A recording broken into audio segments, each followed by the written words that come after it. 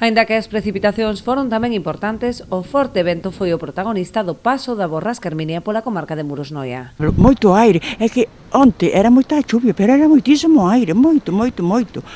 Daba a sensación como que se levara a casa, madre mía. Home, pois os efectos notanse, claro que se notan, aínda que non saias fora.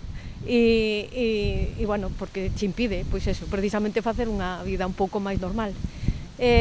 Na casa notase moita chuvia, moito aire, moitos tronos esta mañán. Como mostra o estado en que quedou a cuberta da piscina municipal despois de que o temporal arrancase varias pranchas da cuberta metálica. Esta incidencia obrigou a pechar a instalación coas consecuentes molestias para os usuarios, pero afortunadamente non causou danos persoais. Estamos sin piscina, non sabemos hasta cando, eso importa. Levou o techo da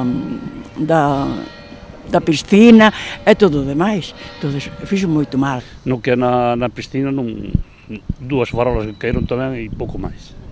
A pasada noite o temporal deixaba tamén outra incidencia importante en Noia. Na parroquia de Barro o vento tirou parte do cruceiro da Eiroa que quedou feito anacos. Trátase dun elemento patrimonial con máis dun século de historia. Data de 1879, pero xa foi obxecto dunha remodelación en 2001, cando un coche colidiu contra o piar do cruceiro e acabou tamén por derrubalo. Para evitar novas incidencias, o Concello de Noia, ao igual que moitos outros en Galicia, decretou o peche dos parques e zonas perigosas.